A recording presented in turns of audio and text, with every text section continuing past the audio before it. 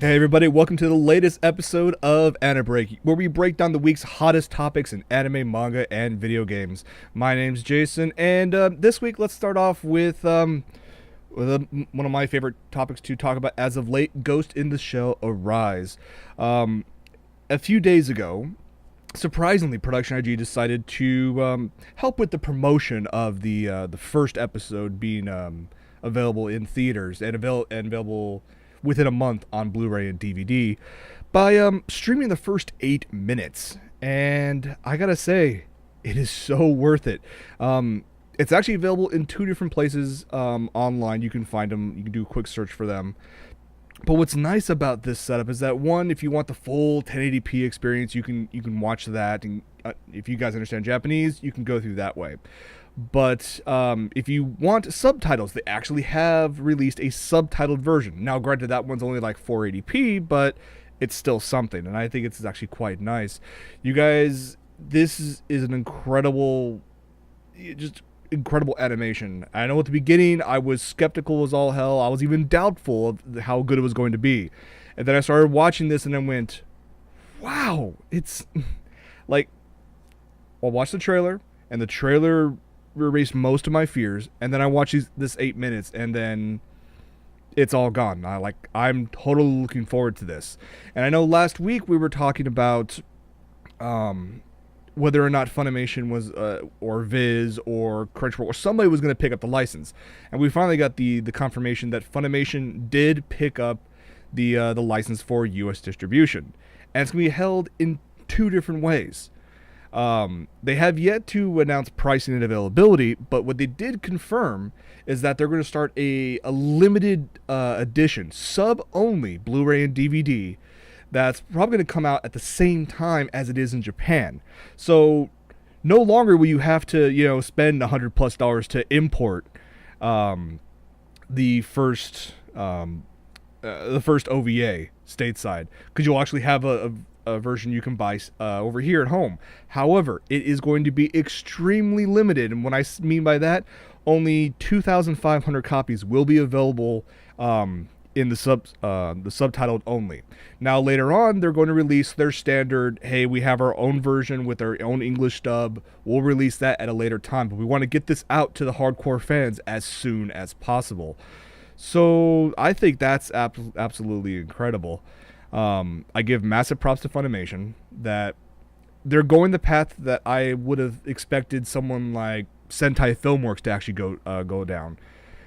Whereas just give us what we want in its basically raw format, with subtitles as fast as humanly possible. Now, granted, I'm very thankful that nowadays we have the whole simulcast streaming thing where you can go to Crunchyroll, Funimation, Viz, Anime Network, all these places, and check out your latest anime day and date in some situations with its release in Japan. That's amazing. And now the fact that we're getting these the Blu-ray and DVDs now day and date from Japan, that's absolutely incredible. That being said, I wonder about the price. I mean, it's going to be over $100 to import it, so I wonder how close to that $100 Funimation's going to sell their limited edition subtitled only version. Given the fact that the first first OVA should be available in Japan, I think late July, like around the 22nd, 23rd. I'm guessing it'll be around that time frame that we'll see this version from Funimation come out. Obviously, we'll get more information at Anime Expo, which is, less than 2 weeks from now? It's coming up way too soon. But before we get to more news about AX, I actually want to talk about a film festival up in San Francisco. The 2013 Japan Film Festival of San Francisco, which they call themselves as the first fully dedicated annual Japanese film event for Northern California and the San Francisco Bay Area. Okay, I can take that. They've been showcasing some cool stuff over the years, but this year they have something that I may take the trip up to San Francisco for. On Saturday, July 27th at 11 a.m., the festival will screen the American premiere of Evangelion 3.0 You Cannot Redo. That's quite incredible. I was expecting that to show up like at Otakon or AX, but it's actually showing up at this film festival. um, you can get tickets online right now. It's, about a month after Anime Expo, so if you have a ton of money saved up for AX, you can either just spend all that at AX or just save a little bit and then join me in San Francisco to go check this out. I think it'll be absolutely incredible. Now, if you cannot make the initial screening, they are going to screen a few more times on Monday, July 29th at 7 p.m. and Sunday, August 4th at 11 a.m. So the best part about this is Japanese dub, English subtitle. So you're getting the full experience without having to fly to Japan, and that's a pretty expensive ticket. So I give massive props to this film festival to actually pick this up before any of the conventions actually did.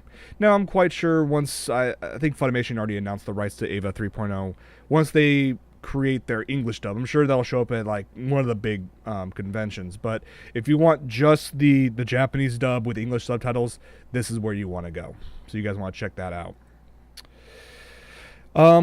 Aside from Anime Expo happening in a couple weeks, there is in a few weeks is going to be the start of the summer anime season, and we're looking at about, I think, 20 to 22 titles. A few of them are continuations from the spring season. Some are revivals of series long since past. Nothing has really caught my eye just yet, and I'm taking this week to actually go through it thoroughly, because next week I will split the show into two parts. One will be what to expect at Anime Expo 2013, and also what to expect from the summer anime season. And there are some good things here and there. Some things I'm going to talk about real quick. I'm hoping they'll make the announcement that the upcoming Idolmaster film will give an exact date. All we're hearing is mid to late 2013. I'm looking forward to that. It comes to no surprise that a similar series, Love Live, actually is getting a second anime season, given the phenomenal success of AKB 0048. But a series that I actually have been watching as of late and enjoying, even though I've actually read the manga well ahead and I know exactly what's going to happen, it's still enjoyable to see it in anime format. I'm talking about Ore no Emoto, or Ore Season 2. Now, what's funny about this is that in the first season, there was like, they showed Crunchyroll streamed like the first 12 episodes, and then there was like 3 or 4 OVA exclusives that I do not believe they streamed. Now, with Season 2 upon us, it's kind of cool to see that Crunchyroll is actually taking the initiative and working with the companies in Japan, and actually are going to stream the OVAs for Season 2 day and date with the release in Japan. So, I mean, we have some time to wait for them. The 3 OVAs will be limited to only about a 2-week time frame, so this is not going to be one of those where you can watch it a few months from now online, but you will be able to see it. It will be simulcast. It will be streamed. You're looking from August 17th to the 31st.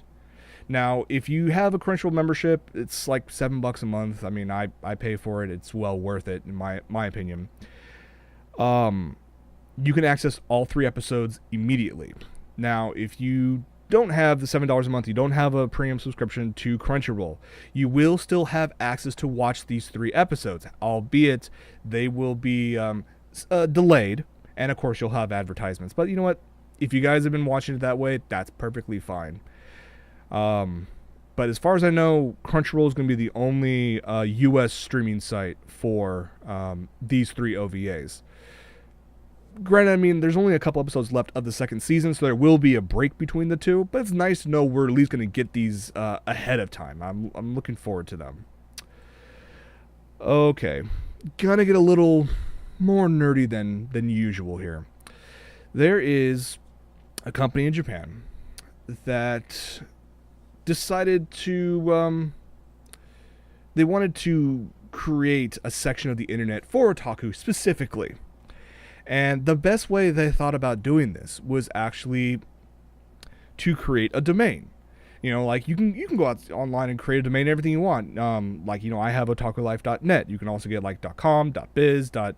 I mean, there's dozens of URLs, but they have to be approved. Well, this company, they're a company called Interlink. They decided, you know what? We want to create websites. We want to create a domain for otaku. So they applied to use the domain extension .moe. How freaking awesome is that? A lot of people probably scratching their heads at this going, what the hell is all this about? What's this .mo? I mean, is this a Three Stooges thing? No.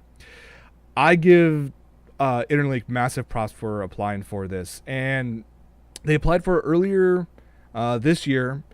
The rumor is that's going to be approved and available to be purchased by people all over the world sometime by the end of this year.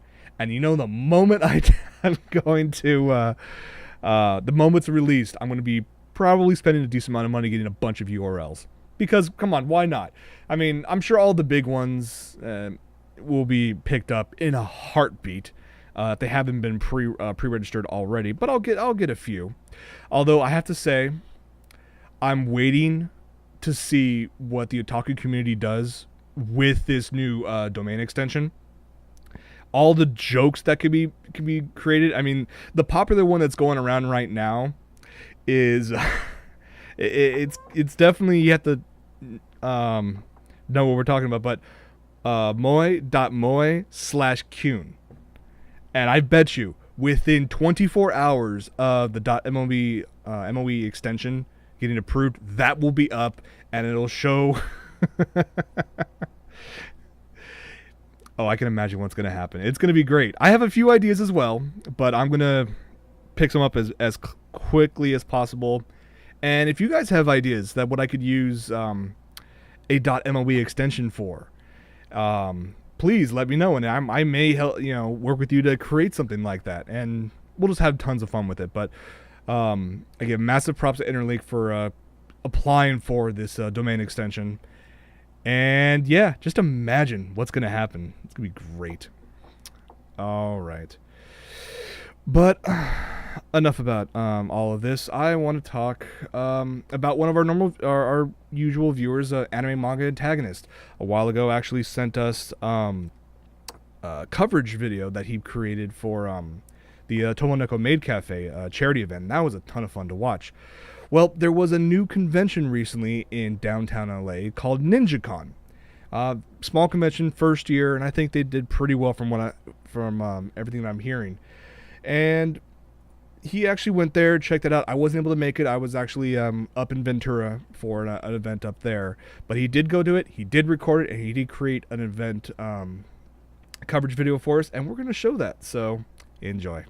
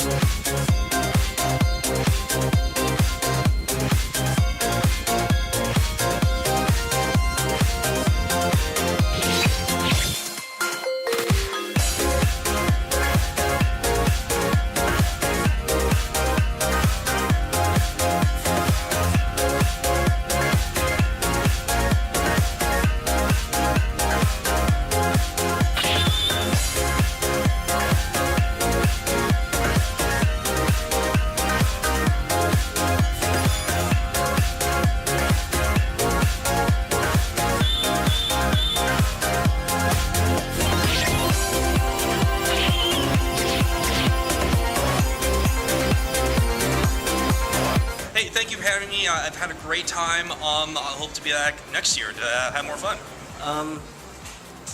It's been an honor. I thank NinjaCon for inviting me. It's been very pleasurable. I met with a few of my great friends in the industry, and we've all had a great time meeting with guests, and it's been really awesome.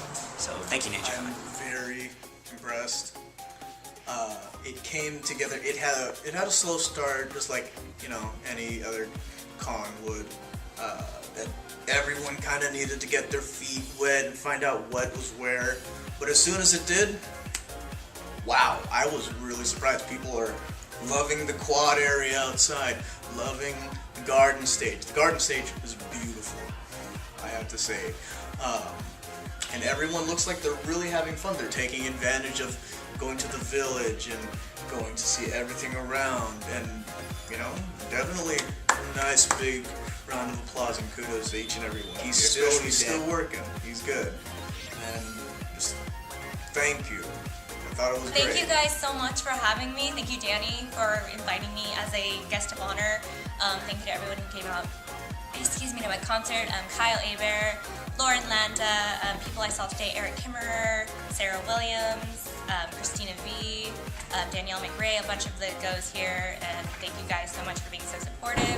Thank you, NinjaCon, again, and thank you, guests of NinjaCon, for coming out to see me, and hopefully you'll see more of this convention and hopefully me soon.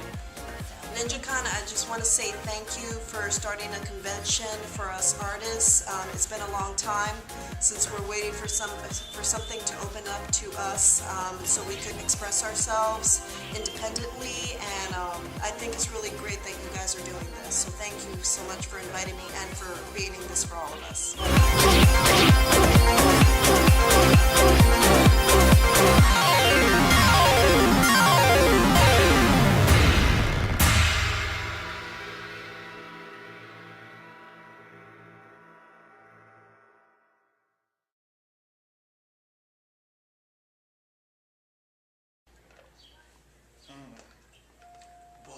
Jesus!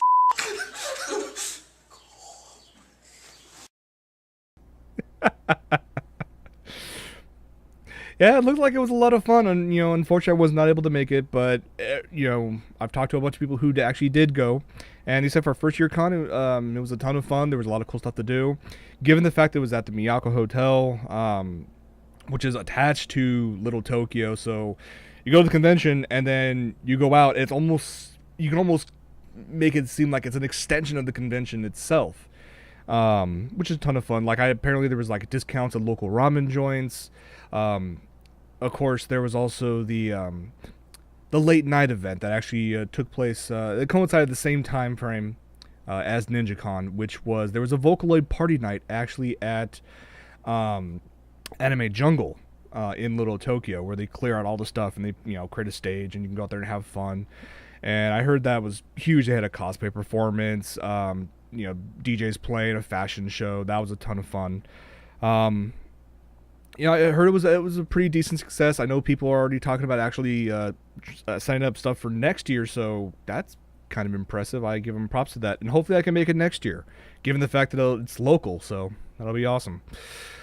All right, coming up next is I've been on this Kickstarter kick for a while, on both this show and on From Your Mother's Basement, where I'll talk about some really cool stuff you guys can back. Most recently on this show, I've been talking about the Time of Eve. It's called Kickstarter, which massively successfully funded. I believe today is the last day for it. It's like $50 if you guys want to support it. Not only do you get the Blu-ray of the Time of Eve movie, but also a bunch of bonus features, plus the downloads for 2 of his previous works. It's going to be amazing. But there's a new one that was just released just a little over 24 hours ago. And I've been looking forward to this. And of course, what I'm talking about is the Megatokyo visual novel. And it's so cool that when you read online from people talking about this, one of their first responses, sadly, you see online is, that thing's still around. I've been reading that since the early 2000s, and it kind of trickled off. Well, Many people are like that, but it's been going strong ever since, and I've been a big fan of it. I've been talking to Fred Gallagher, the artist and author of the series, and with the start of this Kickstarter, it's kind of impressive. I'm looking forward to seeing what can happen with this. He's been working on the idea for this for quite some time, and if you guys are not familiar with Megatokyo, go hit it up right now, megatokyo.com. You can catch up on Comic 1. I think he's on Comic like 13 or 1400 by now. So it's been going on for a while. He is actually one of the very few web comic artists stateside that actually was picked up. Well, it was then CMX and now it's DC. That was actually translated into Japanese and actually released in Japan. That's kind of a huge thing. All 6 volumes so far are available right now stateside. You can get them for on his website, also on I think many retailers' websites. It's well worth it. But he decided, you know what, I want to turn this into a game. And visual novels, when he first started Megatokyo, weren't all that popular. They probably weren't even well known in the United States. But nowadays, that's completely changed thanks to the internet. And so he's going to put a ton of work into this, along with his staff, into creating this epic game. Now, he is going to split it up into multiple sections, because to try to fit an entire, all 6 volumes that's released so far into one visual novel game, that's going to be a heck of a lot of work. So he's going to split it up. For the base level, he was going to create a game based out of volumes 1 through 3. If he gets to a higher enough level, he'll work on part 2, which will be volumes 4 through 6. And if it gets even higher than that, he's going to work on all new material for part 3. And he's been working on this with a couple different ideas in terms of the goals. And the goals I think were a little low, but he hit them like no problem within 24 hours. First up, $20,000 funds the basic game, plus you can play as 2 characters, Piro and Largo. $25,000 you can get Kimiko as a new character. $30,000 Erica. $35,000 Miho. Ping, I wanted to play Ping for a while. That's gonna be $40,000. I mean, goes through all of this. You can see the video right there. And then if he gets to $75,000, he's going to create part 2. Now there is kind of a semi-joking video, or goal I should state, where that if he hits $500,000, he will create what he calls excessively romantic content. Because anyone familiar with visual novels know that most of these games contain love scenes of one kind or another for various paths. He did it in joking, but here's the thing though. Within 24 hours, I mean, right now we're a little over 24 hours. He was initially asked for $20,000. He's already at $52,889. Absolutely incredible. And he still has 28 days to go. So I hope Fred's thinking about what's going to happen in when the ERC is funded at $500,000. I'm sure he's working on a couple new goals for people to jump on. What was surprising to me was the very high up pledge goals that you can pay for. The highest one was $2,000, and what that got you was actually pretty significant. It actually allowed you to create a foreground non-player character. So basically, you can, if you paid that much, you can actually put yourself, or if you say have a mascot or a character you want in the game that you can actually interact with. That's kind of incredible. There was 4 available. Those were gone within the first, I think, 16 hours. People have money. The internet is a scary place. I only, even though I helped only a little bit, I helped a small amount. I made the Kickstarter video, and hopefully he'll, need me to help him with some other stuff for the project itself. But I still backed him for $200, so well worth it. And those are some of the pledges are still available. If you don't have all that much money, he has the first pledge you might be able to help out with. It's $1, but you can buy a pixel in the game. This does not include a copy of the game, but you can feel confident that there is 1 pixel in the game, or 4 or 5 or 6, that your donation has helped support. Now, if you want a copy of just the game itself, which will it's scheduled to be released February of 2014, it's only $10. And I think you're going to get a massive amount of content and tons of playability, especially at this point, because now that all 7 characters are already funded. So if you have $10, head over to Kickstarter, look for Megatokyo, and back this, because this is going to be an amazing experience, and I hope you guys will support this great game. Okay, let's go ahead and talk about the news that just happened earlier today. We all know that in terms of the press conferences, Sony just spanked Microsoft, especially when coming out and stating all first-party disc-based games right off the bat, DRM free. You can share them with your friends, you can trade them in, you can sell them, whatever you want. You can go to GameStop and get $9 for them. Microsoft didn't do anything like that. They didn't state anything about, their new DRM restrictions or anything like that. And they got slammed so hard for this. Now, to be, for all transparency, to be clear, I've actually looked into what Microsoft was working on for the Xbox One in terms of the DRM. They were basically trying to copy Steam, and in the latter half of their supposed 10-year console life cycle, I think that would be an amazing thing to have, and it'll probably work well. Disc-based, physical-based games right now they're the norm. You really can't just break away from that right off the bat. So they were a little too early on that.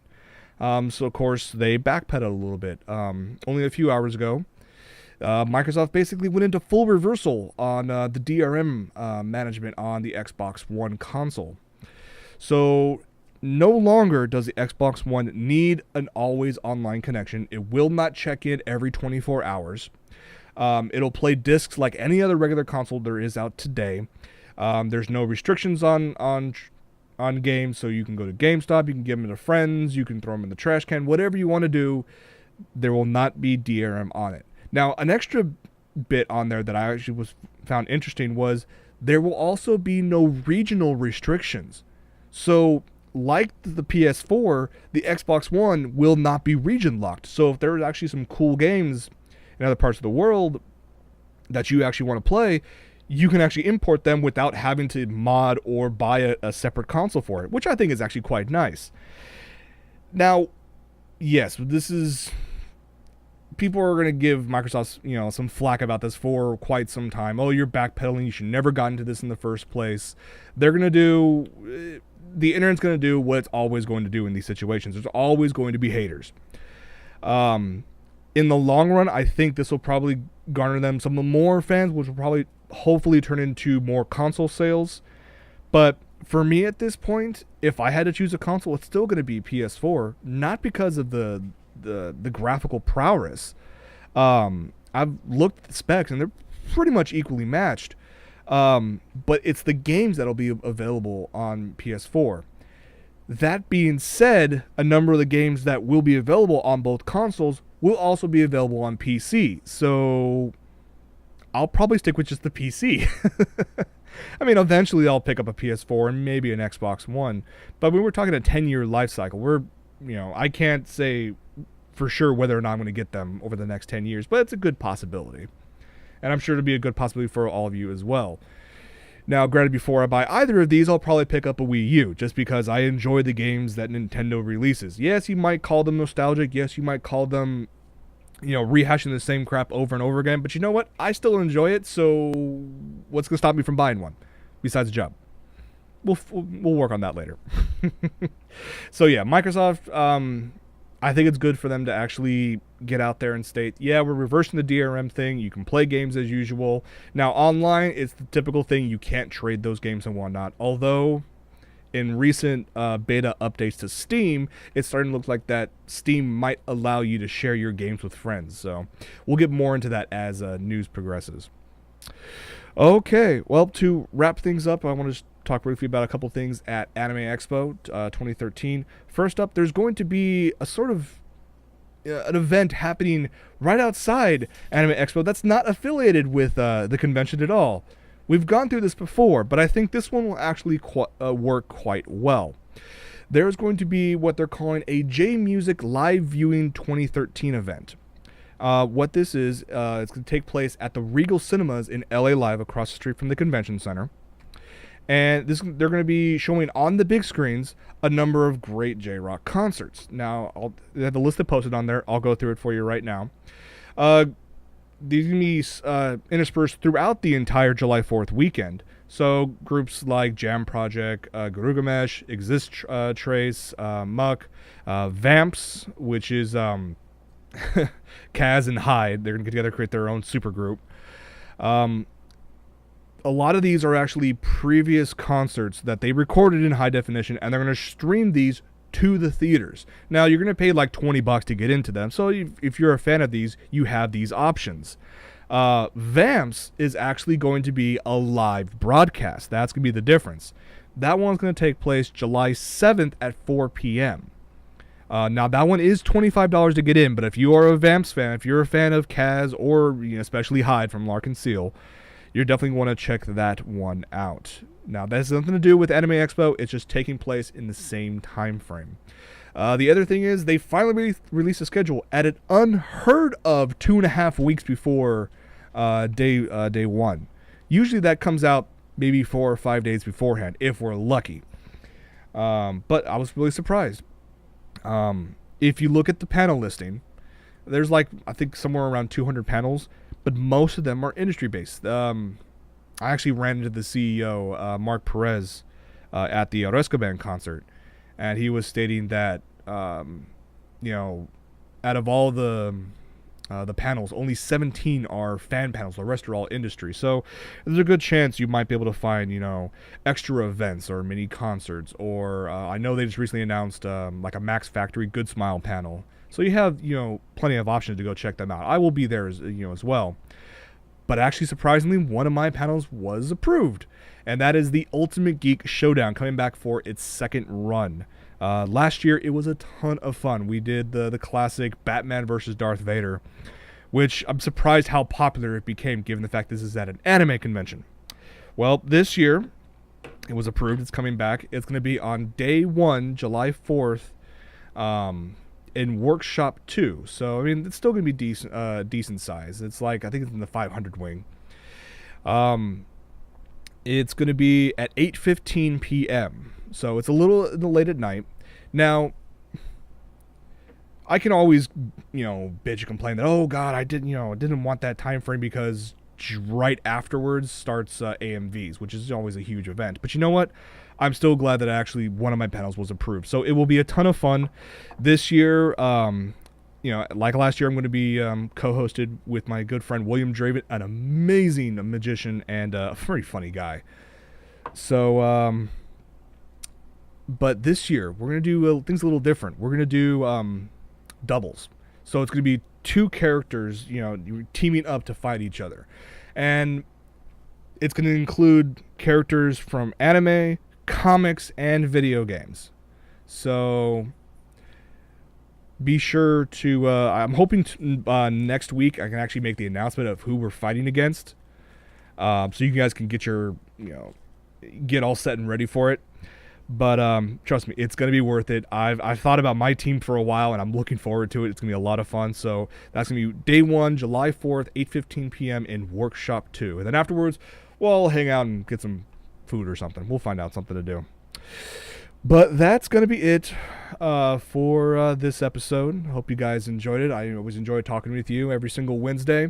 As a reminder, this upcoming Sunday for From My Mother's Basement, Michael's not going to be able to join us, but Nikki is coming back, our comic guru, to talk about some of the latest stuff that's come out, and not to mention what she's been watching. She got on Netflix a few days ago and started watching some certain movies that we're going to talk about. And they're the type that are so bad, they're good. So you guys want to tune in for that. That's going to be Sunday at 5 p.m. at FromMothersBasement.com. All right, guys. This was a total blast. Stay tuned for post show. Thank you guys so much for hanging out. And for AniBreak, I'm Jason. We'll see you guys next week. Take it easy.